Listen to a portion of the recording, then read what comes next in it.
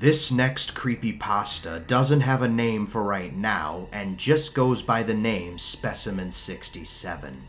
This creature was a project that was abandoned after being deemed too dangerous to experiment on and was quickly forgotten about. Appearance-wise, the creature is a mutant Carcharodontosaurus with spikes and quills all over its back and head. The quills on its head can retract and rattle at will and change color depending on his mood. 67 is also a red color with yellow stripes running down its back. It also has 2 rows of sharp teeth inside of its jaws like a shark, making it worthy of the nickname Shark-Toothed Lizard. When it walked, you could swear that there was an earthquake, and the rumbling can be heard from 15 miles away. The roar can be heard from 20 miles away. The origin of Specimen 67 isn't fully understood. What is known is that it was a failed attempt to create something powerful enough to defeat Grindo, basically a prototype of the more known Cronus the Undefeatable. Its size and strength even rivals Cronus, coming in at around 65 feet tall, 115 feet long, and weighing up to 20 tons, and legends say it's still growing. The experiment went horribly wrong when the monster was being fed. After it ate the carcass of a bison, it craved more, and the more the scientists fed it, the more ravenous and aggressive the creature became, and the harder it was to control. The specimen attempted to break out of its enclosure at one point, and that was it for the scientists. They all left the area and left it alone for some time. Soon, the creature was completely forgotten about. That is until one day when sightings were reported of a strange creature with quills all over its back and head. Everyone became aware of this creature's existence when it met Cronus the Undefeatable for the first time. A person witnessed Cronus eating a carcass of a deer in his backyard.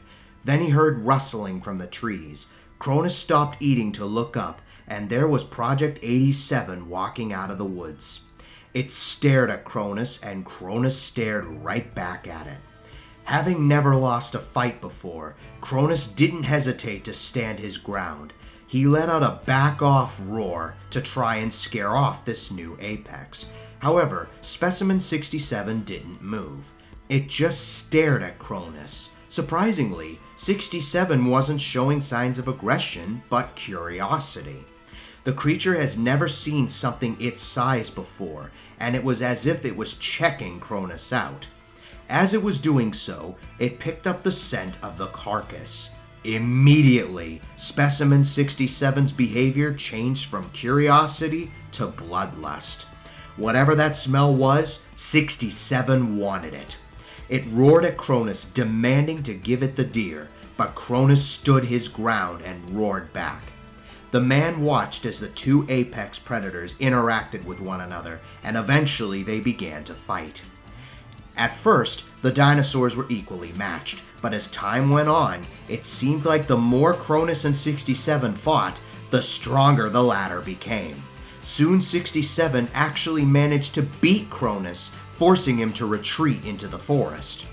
The man had recorded the entire thing and posted it on YouTube. The video went viral and was reposted on every other platform. It eventually made the news that Cronus, who was once titled the Undefeatable, was finally defeated. Specimen 67 became infamous for being one of the first creatures to stand up to Cronus and win. Some people also gave this creature a nickname, which ended up being Crimson Bloodlust, due to its crimson color and lust for blood. The creature has yet to meet Grindo, but when it eventually does meet him, let's just say all hell will break loose.